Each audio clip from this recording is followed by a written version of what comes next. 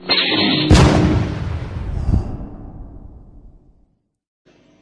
Ustadz, ini ada satu. Baik, sebelum kita lempar ataupun kita berikan kepada jamaah, ada satu yang masuk ke WhatsApp kita, yaitu pertama, Wahabi menuduh masyarakat Ahlus Sunnah pelaku syirik karena bertawasul. Apa benar pelaku tawasul adalah musyrik, Yai? Bertawasul itu apakah syirik? Bertawasul itu tidak syirik, saudara. Mengapa tidak syirik?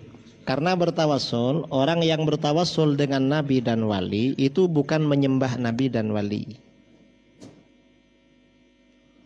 Itu menjalankan perintah Al-Quran.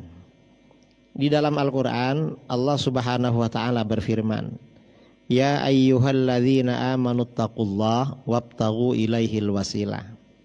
Hai orang-orang yang beriman, bertakwalah kalian kepada Allah, takutlah kalian kepada Allah.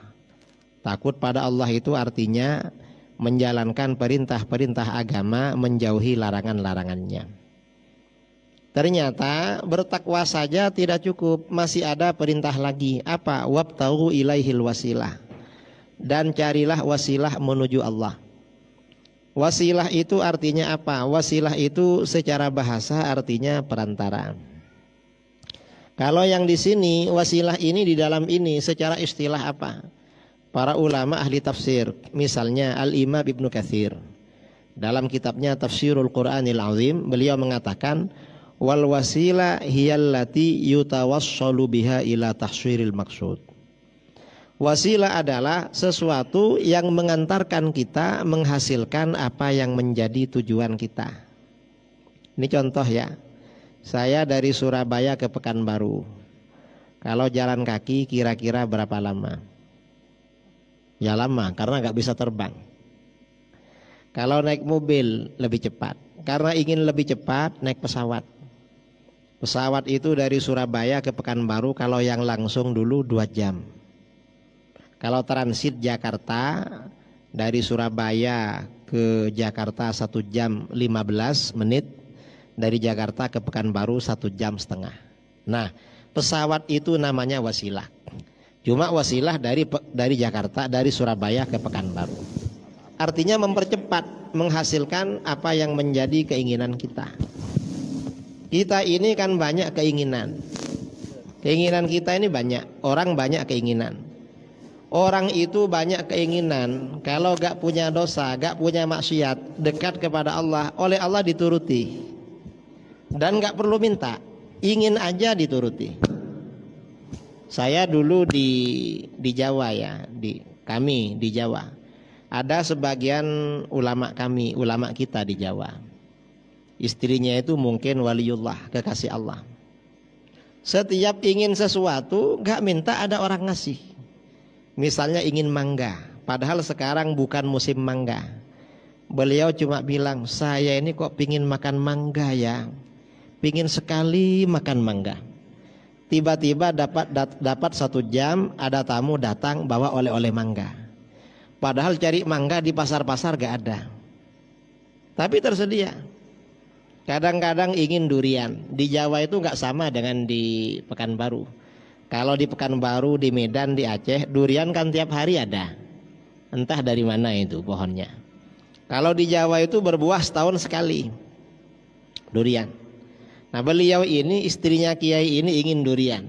Beliau berbicara, saya kok ingin sekali makan durian. Tiba-tiba sebentar ada tamu bawa durian. Ini kalau orang dekat kepada Allah, enggak perlu minta, ingin aja dituruti oleh Allah. Ingin dituruti.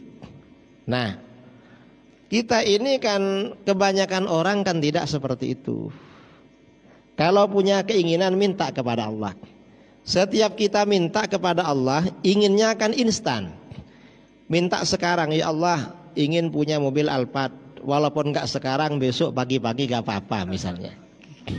Kan boleh begitu. Kadang orang dikabulkan oleh Allah, ingin sekali mobil Alphard. Ya cuma ya mungkin karena banyak maksiat, kurang dekat pada Allah, dikasih juga. Kasihnya kapan? Mungkin sudah tua sekali, sudah gak kuat naik mobil, anaknya mampu beli Alphard. Wah, baru ingat dia itu dulu yang minta pada Allah itu baru terkabul. Dia sudah gak kuat naik Alphard. Nah, itu permintaan orang itu dikabulkan oleh Allah. Nah, kita ini ingin minta dan cepat terkabul. Maka bagaimana caranya bertawassul, berwasilah? Dan wasilah itu banyak macamnya di dalam Al-Quran. Apa? Berwasilah dengan Asmaul Husna. Tawassul dengan Asmaul Husna itu wasilah. Karena di dalam Al-Quran dikatakan walillahil asmaul husna fada'uhu biha. Hanya Allah yang memiliki nama-nama terbaik. Mengapa nama-nama Allah disebut Asmaul Husna, nama-nama terbaik? Karena nama bagi Allah adalah sifat keagungan Allah. Maka berdoalah kamu dengan wasilah nama-nama itu. Kita ini berdoa kepada Allah diperintahkan wasilah nama-nama itu. Ini namanya tawassul dengan Asmaul Husna. Tawassul dengan Asmaul Husna tidak ada perbedaan antara kita dengan Wahabi. Kita mengatakan dianjurkan, Wahabi dianjurkan. Cuma yang kita baca sering dibid'ahkan oleh mereka. Mereka agak sportif memang, suka-suka. Kemudian wasilah lagi. Apa wasilah lagi? Minta doa kepada orang soleh wasilah. Kita ini minta langsung kepada Allah macam lama. Ada orang soleh minta doa. Itu wasilah juga. Mengapa begitu? Dulu para sahabat kalau ada hajat minta didoakan kepada Rasulullah SAW. Itu kan kepada Rasulullah. Kita orang-orang soleh bukan Rasulullah. Rasulullah minta didoakan kepada para sahabat. Rasulullah sebelum wafat menyuruh sebagian sahabat minta doa kepada seorang tabi'in namanya Uwais Al-Qarani. Itu namanya wasilah. Jadi minta doa kepada orang soleh termasuk wasilah. Minta langsung pada Allah gak dikasih, akhirnya melalui orang soleh mintakan pada Allah. Itu kan wasilah namanya, perantara. Kemudian termasuk wasilah bertawassul dengan orang soleh. Mana dalilnya di dalam Al-Quran? Dalam Al-Quran Allah berfirman tentang orang-orang Yahudi. Wa kanu min qablu yastaftihuna 'alal ladzina kafaru falamma ja'ahum ma 'arafu kafaru bih. Orang-orang Yahudi sebelum Rasulullah diutus memohon kemenangan melawan orang-orang kafir dengan wasilah beliau. Ketika Rasulullah ini datang kepada mereka dan mereka tahu pada beliau, malah mereka kafir kepada Rasulullah. Orang Yahudi itu dulu kalau akan perang dengan orang kafir tawassul. Gimana tawassulnya? Allahumma nsurna 'alal kafirin binabiyyikal mab'uts fi akhiriz zaman. Ya Allah, berikan kami kemenangan melawan orang-orang kafir dengan wasilah nabimu yang diutus di akhir zaman. Bertawassul. Cuma setelah Rasulullah diutus, karena ternyata Rasulullah ini bukan orang Yahudi tapi orang Arab, mereka iri, akhirnya ingkar itu, hasud. Pada orang Arab hasud luar biasa. Itu Yahudi. Nah, ini artinya wasilah tawassul. Jadi tawassul gak syirik, itu ajaran Al-Quran. Kemudian tawassul istighatsah dengan Nabi itu juga wasilah. Mengapa wasilah? Diajarkan pula oleh Rasulullah SAW. Suatu ketika Rasulullah mengajar di rumah salah seorang sahabat. Ini hadisnya sahih. Tiba-tiba ada seorang tunanetra, ada orang buta datang menghadap beliau. Apa kata orang buta itu? Orang buta itu berkata, ya Rasulullah, ud'ullah ayyakshifa baswari. Hai Rasulullah, doakan pada Allah agar Allah menyembuhkan aku dari buta. Apa jawaban Rasulullah? Rasulullah menjawab, in syi'ta sabarta fahuwa khairun lak. Kamu kalau mau, kamu yang sabar aja. Biar kamu tetap buta, karena itu lebih baik buat kamu. Tapi wa in syi'ta, dan kalau kamu mau, da'utu, kamu aku doakan. Ternyata kata laki-laki itu, doakan aja Rasulullah, ingin melihat. Akhirnya apa? Ternyata Rasulullah menyuruh laki-laki itu, itil midha'ah. Kamu datang ke tempat wudu, fa ahsinil wudu, kerjakan wudu dengan baik. Tsumma til masjid, setelah berwudu dengan baik kamu ke masjid. Fasholli rak'atain, lalu kamu sholat 2 rakaat. Tsumma qul, lalu katakan, Allahumma inni as'aluka. Ya Allah, sesungguhnya aku memohon kepada Engkau. Wa atawajjahu ilaika, dan bertawassul kepada Engkau. Binabiyyika Muhammadin sallallahu alaihi wasallam, Nabiyur Rahmah, dengan wasilah nabimu Nabi Muhammad, nabi pembawa rahmat. Ya Muhammad, hai Muhammad. Itu namanya istighatsah, memanggil Rasulullah. Ya Nabiyur Rahmah, wahai nabi pembawa rahmat. Inni tawajjahtu bika ila Rabbi, sesungguhnya aku bertawassul denganmu kepada Tuhanku. Fi hajati hadhihi, mengenai hajatku ini, lituqdali, agar dikabulkan oleh Allah untukku. Allahumma fasyaffi'hu fiyya wa syaffi'ani fi nafsi. Ya Allah, terimalah pertolongan Nabi untuk diriku, dan terimalah pertolonganku untuk diriku sendiri. Nah, di dalam hadis ini Rasulullah mengajarkan tawassul dan istighatsah. Lalu laki-laki itu pergi melaksanakan apa yang diajarkan oleh Rasulullah SAW. Tidak lama kemudian laki-laki tadi datang ke tempat Rasulullah mengajar, sudah sembuh dari buta. Sembuh. Artinya apa? Tawassul, istighatsah itu bukan syirik, karena itu ajaran Al-Quran dan itu ajaran baginda Rasulullah SAW. Yang mengatakan syirik ya Wahabi itu. Wahabi mengatakan syirik. Dan Wahabi itu saudara, menyesat-nyesatkan orang bukan karena pandai, tapi karena gak tahu. Buktinya apa? Wahabi kadang bilang Maulid Nabi sesat. Loh, enggak sesat, itu ajaran baik. Pasti mereka tanya, mana dalilnya? Nah, itu bukti kalau mereka gak tahu, makanya tanya itu. Mencoba mereka tahu, gak tanya mana dalilnya. Itu pertanyaan orang gak tahu itu. Jadi Wahabi ini karena gak tahu aja sebenarnya. Dan sekarang ini saudara, ada perkembangan. Sekitar bulan Maret tahun kemarin,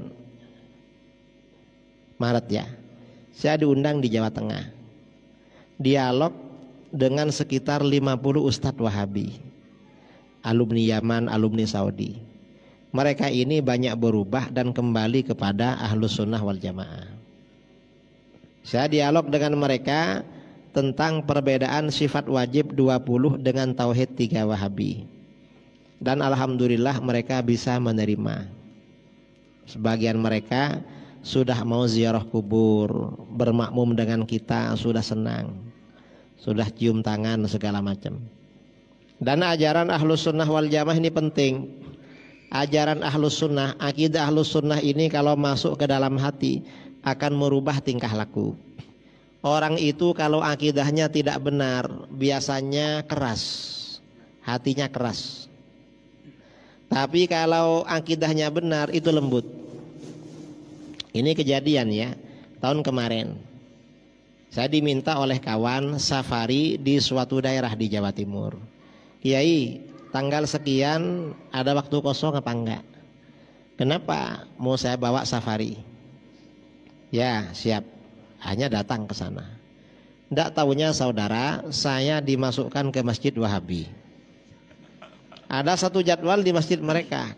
Saya marah sama mereka. Ini masjidnya siapa? Ini kan Wahabi. Lah mereka mau kiai katanya. Ya walaupun mau gak enak lah, beda orang tuh gak enak. Lah mereka mau kok katanya. Akhirnya sorenya, karena sore saya di masjid di pondoknya kawan ya, pondoknya kiai di daerah situ. Saya curhat, Yai, saya ini sama orang-orang dijadwalkan di Masjid Wahabi nanti malam. Loh dapat apa itu? Bagus katanya, pencerahan. Saya ini minta dukungan malah nggak didukung nih. Hanya ya sudah berangkat. Sampai di sana ternyata bagaimana? Beda saudara, orang Wahabi dengan Ahlus Sunnah.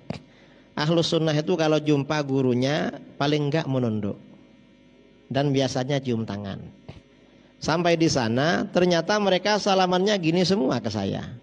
Padahal saya waktu itu sudah pakai jubah yang bagus. Saya ini jubah bagus, salamannya masih gini-gini aja. Ya sudah gak apa-apa, emang salahnya sendiri mau ke sana. Akhirnya datang ke sana ya. Habis itu saya diminta jadi imam sholat isya. Saya jadi imam waktu itu. Dan saya pikir baju saya paling bagus waktu itu. Ini alhamdulillah ya, Buya Ustaz Zulhendri sudah datang ini dari bawah. Nah kemudian habis itu selesai jadi imam, saya ceramah. Yang saya ceramahkan pada waktu itu tentang isinya maulid. Tapi gak bilang maulid. Kita ini wajib mengagungkan Rasulullah SAW. Rasulullah makhluk paling mulia. Saya terangkan dalilnya Al-Quran hadis. Gak bilang maulid, cuma isinya maulid saya terangkan. Saya bilang ini ikut Al-Quran hadis. Selesai acara, apa yang terjadi? Selesai acara, mereka semuanya cium tangan. Tadi gak mau cium tangan, nunggu diceramai maulid. Habis itu apa mereka bilang, Kiai, kapan ceramah lagi ke sini katanya. Jangan cuma sekali Kiai, kurang katanya. Kalau daerah sini Kiai harus masuk sini lagi. Artinya apa? Orang itu kalau diajarkan akidah yang benar, hatinya menjadi lembut. Tapi kalau akidahnya salah-salah, keras hatinya, nggak nunduk sama orang itu, nggak tawaduk sama sekali. Karenanya akidah Ahlus Sunnah wal Jamaah ini harus terus dipelajari. Nah, tawassul kembali kepada yang tadi. Tawassul itu bukan perbuatan syirik. Kalau tawassul itu syirik ya nggak ada di dalam Al-Quran, di dalam hadis-hadis nggak ada.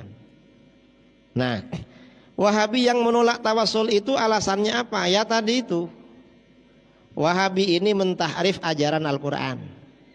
Lalu mereka pakai alat yang namanya tauhid rububiyah uluhiyah. Tauhid rububiyah uluhiyah itu saudara, tujuannya untuk mensyirikkan dan mengkafirkan orang yang bertawassul. Mengapa? Orang yang bertawassul itu melanggar tauhid uluhiyah, walaupun punya tauhid rububiyah, tapi levelnya masih di bawah Abu Jahal dan Abu Lahab. Ini kata Wahabi. Dan ayat Al-Quran, cuma ayat Al-Quran diputar balik. Kata Abdullah bin Umar, sahabat Ibnu Umar radhiyallahu anhuma, orang-orang musyrik ya, orang-orang khawarij ini, intalaqu ila ayatin nazalat fil musyrikin fahamaluha 'alal mu'minin.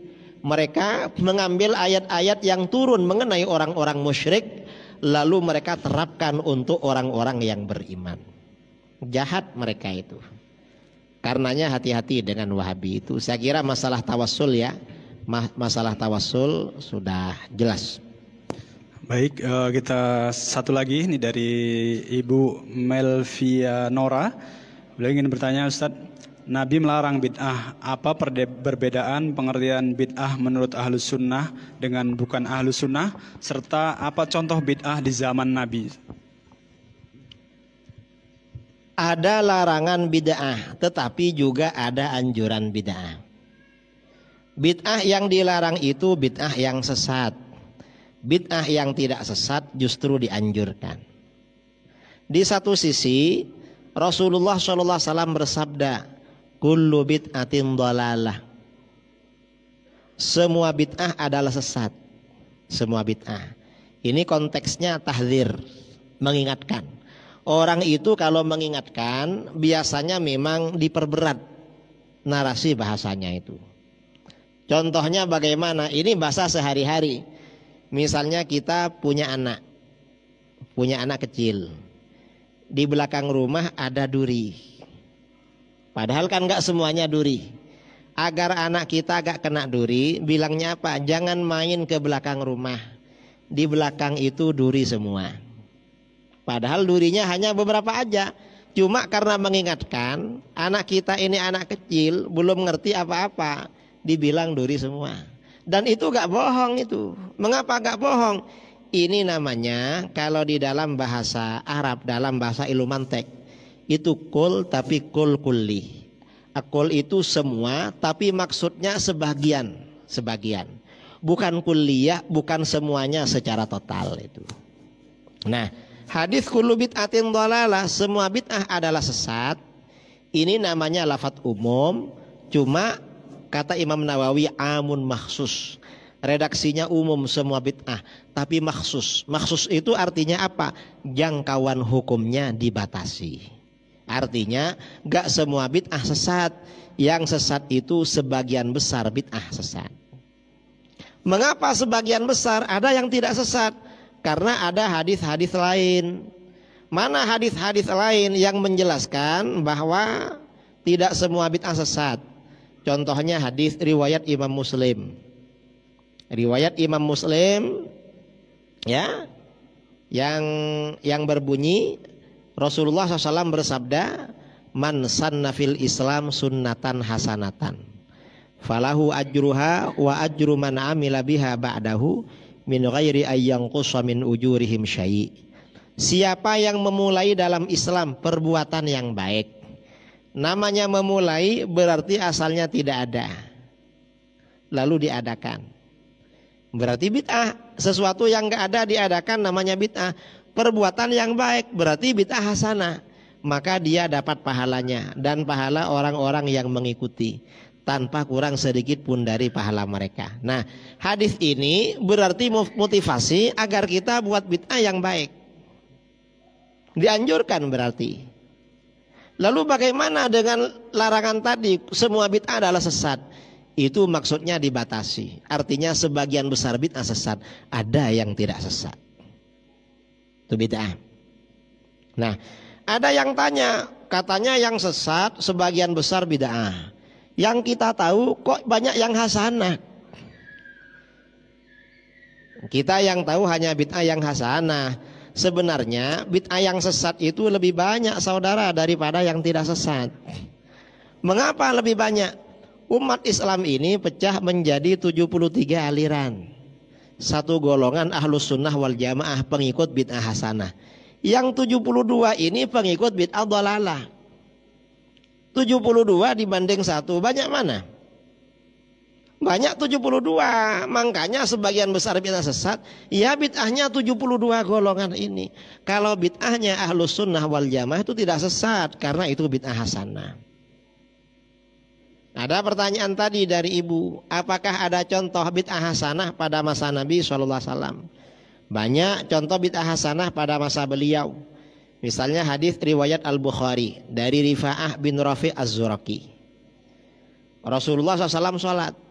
Ketika bangun dari ruku' ya menuju i'tidal, Rasulullah membaca zikir Sami Allahu liman hamidah. Lalu ada salah seorang sahabat berkata, Rabbana walakal hamdu hamdan katsiran tayyiban mubarakan fih. Mestinya kan yang dibaca Rabbana lakal hamdu mil'us samawati wa mil'ul ardi wa mil'u ma syi'ta min syai'im ba'du. Ini enggak dirubah sama dia, nyusun sendiri apa? Rabbana walakal hamdu hamdan katsiran tayyiban mubarakan fih.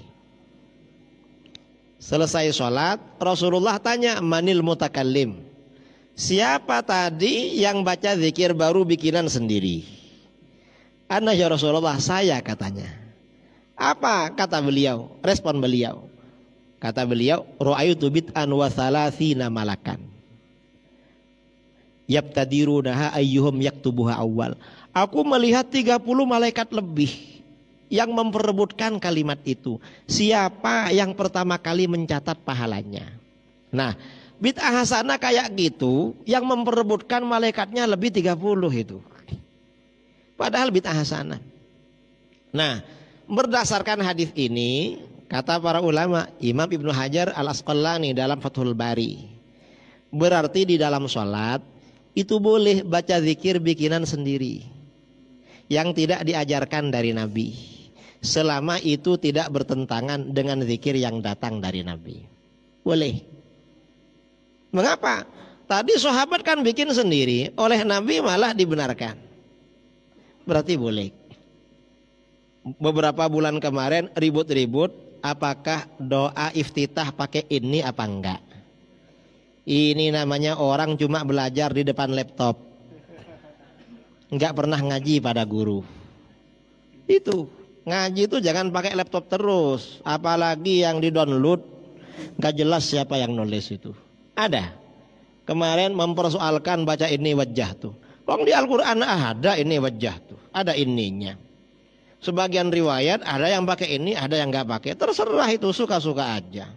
Yang pakai ya sunnah, nggak pakai ya juga nggak apa-apa. Ini mempersoalkan. Ini sahabat ini bukan cuma ini yang dibikin. Satu baris malah bikin semua, nggak apa-apa. Oleh Rasulullah nggak ditegur, apalagi cuma ini. Ini yang pertama ya. Yang kedua, berdasarkan hadis ini kata para ulama boleh mengeraskan bacaan zikir dalam sholat asal nggak mengganggu jamaah sebelahnya. Mengeraskan itu artinya apa? Jamaah sebelahnya sampai dengar tuh gak apa-apa. Misalnya karena was-was. Ya, baca tahiyat at-tahiyatul mubarakatus shalawatut thayyibatu lillah. Gak apa-apa. Tetangganya dengar. Cuma yang sunnah memang israr. Yang sunnah itu lirih. Cukup didengar sendiri. Seandainya keras gak apa-apa. Asal gak mengganggu. Yang mengganggu bagaimana? Kalau sampai teriak-teriak at-tahiyatul. Lah kalau begitu mengganggu namanya itu. Karena terkejut. Imamnya terkejut juga itu. Dikira demo itu.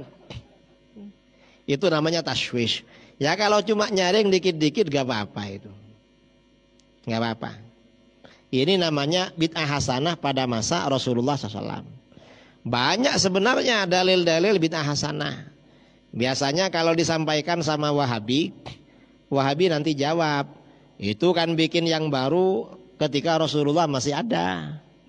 Kalau Rasulullah sudah wafat gak boleh bikin yang baru. Nanti Wahabi kita tanya, yang bilang begitu siapa? Kamu apa Rasulullah? Saya katanya. Ya berarti kamu yang bikin ajaran sendiri. Rasulullah gak bilang begitu. Coba setelah Rasulullah wafat gak boleh bikin yang baru. Rasulullah pasti mengingatkan, awas ya, nanti kalau saya sudah gak ada jangan bikin lagi. Karena gak boleh. Rasulullah gak pernah bilang begitu. Malah Rasulullah memberikan kaidah man sanna fil Islam sunnatan hasanatan. Siapa yang memulai dalam Islam sunnah yang baik, perbuatan yang baik. Dan ini juga yang perlu kita ingatkan. Ada amalan-amalan kita dianggap bid'ah hasanah. Padahal kadang bukan bid'ah, itu amalan sunnah. Cuma kita gak tahu dalilnya. Karena oleh Wahabi dibilang bid'ah, lalu kita jawab, oh bid'ah hasanah. Padahal sunnah. Yang Wahabi gak tahu, kita gak tahu juga itu. Tapi ya gak apa-apalah dibilang bid'ah hasanah. Yang penting gak sesat itu. Jadi itu. Itu pertanyaan kedua. Mungkin ada lagi pertanyaan yang ketiga. Baik, ini banyak sekali Ustaz pertanyaan-pertanyaan yang masuk ke kita. Tapi sebelum kita berikan pertanyaan selanjutnya, sekali lagi kami informasikan bahwasanya kita ini disiarkan langsung berbagai media. Salah satunya ada media dari official Masjid Raya Anu Provinsi Riau dan juga Fanspek, juga kawan-kawan dari media yang lain. Silakan di-share agar saudara-saudara kita bisa mendapatkan ilmu dan tentunya kita juga bisa membagi ataupun bisa memberikan manfaat bagi saudara kita yang belum mengetahui informasi ini. Baik, kaum muslimin muslimat dari yang berbahagia, kita berikan pertanyaan offline, berikan kepada dua penanya. Pertama Ahwat, yang kedua Ikhwan. Kami persilakan. Ada? Ya, satu. Yang perempuan ibu-ibu ada? Belum ada. Kalau tidak ada kita berikan kepada saudara kita yang laki-laki terlebih dahulu. Silakan. Berikan nama kemudian pertanyaan singkat. Diri, Pak. Berdiri biar nampak media. Assalamualaikum warahmatullahi wabarakatuh. Terima kasih moderator dan juga Ustadz Kiai. Perkenalkan, nama saya Salman Paris, mahasiswa Winsus Riau, jurusan Ilmu Al-Quran dan Tafsir. Saya ingin bertanya dan sekaligus ingin berdialog ya, ingin berdiskusi lah, bahwa saya melihat permasalahan umat Islam ini selalu pembahasan klasik dan konvensional gitu. Mempermasalahkan Ahlus Sunnah wal Jamaah selalu apakah dia kunut, tawasul, kemudian maulid gitu ya. Saya merujuk pendapat Nurkholis Majid. Beliau menawarkan Niu Ahlus Sunnah wal Jamaah ya. ekspresi baru beliau bahwa kita selama ini secara historis dari zaman ke zaman pembahasan kita yang masalah furu'iyah, yang masalah fikih sentris gitu ya, masalah hukum, tapi beliau menawarkan ada 3 aspek yang seharusnya kita untuk menghadapi Ahlus Sunnah wal Jamaah ini. Yang beliau menawarkan adalah untuk menghadapi tantangan zaman, menghadapi masalah modern, yaitu tentang masalah teologis uluhiyah, kemudian kosmologis dan antropologis gitu. Artinya apa? Saya melihat kalau masalah itu mungkin diberatkan, mungkin Islam di umat Islam itu sendiri tidak masalah yang konvensional dan klasik gitu. Apalagi kalau kita merujuk dengan konferensi pers internasional di Amman Yordania, itu kan salah satu ulama-ulama dunia di situ hadir dan menyatakan sikap bahwa ada kalau dia bermazhab 4, kemudian mazhab Syiah Ja'fari dan Zaidi, kemudian mazhab Ibadi dan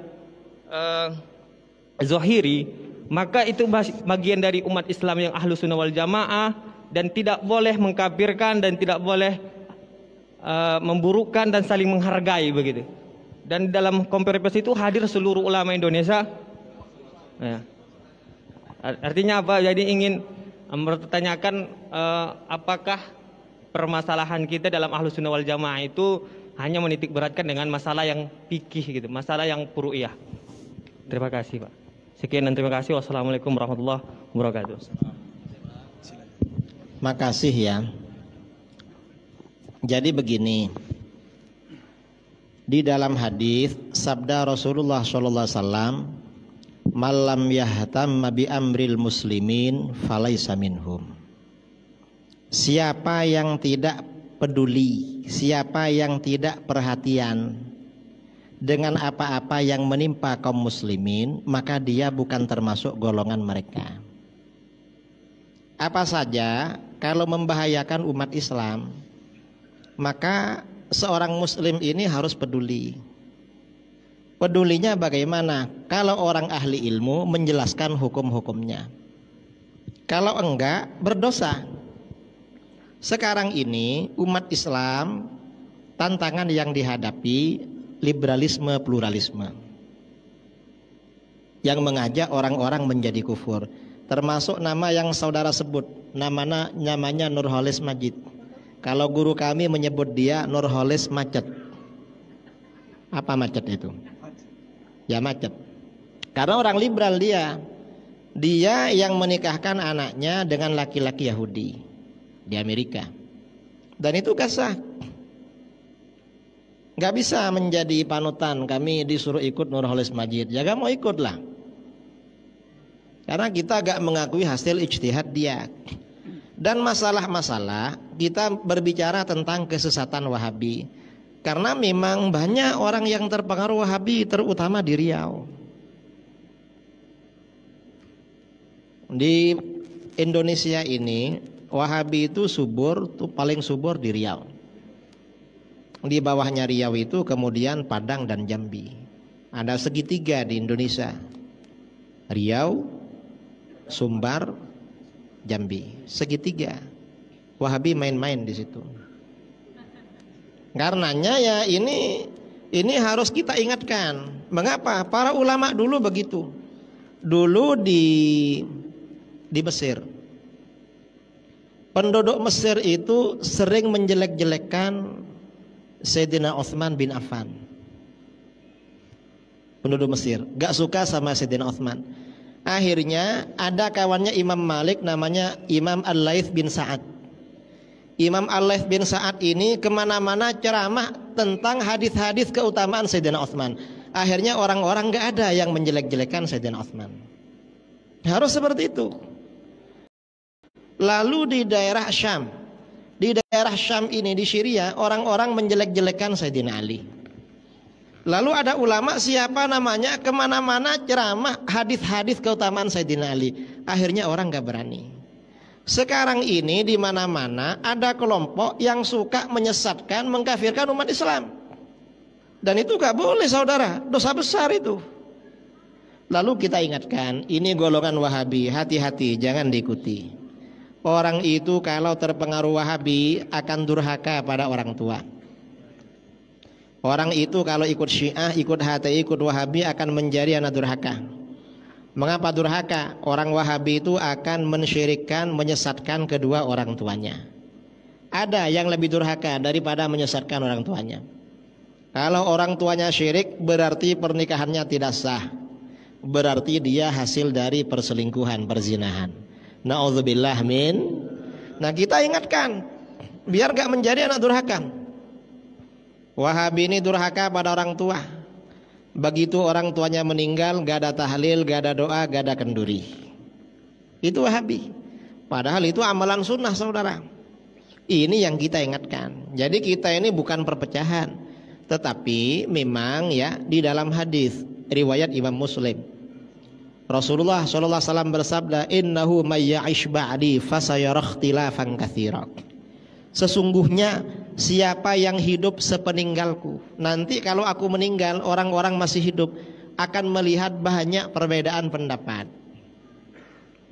Kalau pendapat berbeda-beda kita ikut yang mana? Fa'alaikum bisunnati wa sunnatil khulafair rasyidin.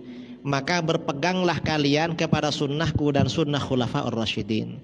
Para guru-guru kita, para ulama kita menjelaskan ini sesat, ini yang benar, ini aliran sesat, ini yang benar.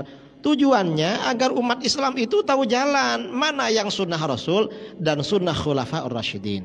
Itu namanya golongan ahlus sunnah wal jamaah. Itu yang diterangkan. Bukan apa.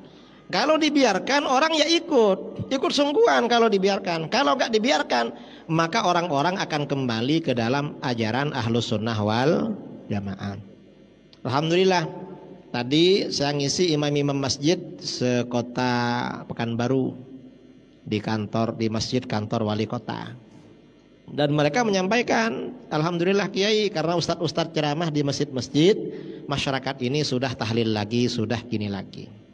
Sudah bagus, artinya kembali kepada ajaran ahlus sunnah wal jamaah. Nanti ya kalau ini selesai kita gak bicara ini lagi. Karena ini problemnya sekarang. Kalau yang saudara sebutkan di Amman Yordania, ada konferensi itu Syiah ya, pengakuan terhadap mazhab Ja'fari termasuk Muslim. Itu hanya mengakui Syiah Imamiyah itu Muslim, tapi tetap bukan ahlus sunnah wal jamaah dan tetap Syiah itu aliran sesat. Masalah saling hormat menghormati ya kita menghormati, tapi kalau masalah ilmiah, kalau keilmuan bukan kehormatan, tetapi bagaimana diaflorkan secara terbuka mana yang benar, mana yang salah. Itu kalau ilmu.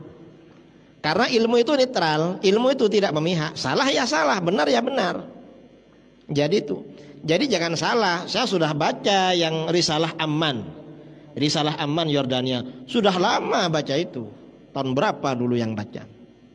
Sampai berdebat dengan Syiah masalah itu di Tanjung Balai Karimun tahun 2014, lalu di IAIN Jember tahun 2015. Saya sudah ketemu langsung dengan orang Syiah masalah itu. Ya Syiah memang Muslim, tapi walaupun Muslim termasuk pengikut aliran sesat dan menyesatkan. Kita harus terus terang, sesat ya sesat. Gak boleh remang-remang karena ilmu remang-remang gak boleh namanya. Kalau remang-remang bukan ilmu namanya. Jadi yang sesat ya sesat, yang benar ya benar. Dan kami para asatid di Pekanbaru atau di mana bertanggung jawab. Kami bilang Wahabi sesat. Kalau Wahabi gak terima, temui kami. Terserah. Jadi kita gak mau remang-remang. Atau mereka bikin di tempatnya, undang kami ke tempatnya, siap datang. Gak berani. Nah, itu namanya remang-remang saudara. Saya kira itu ya. Wallahu a'lam.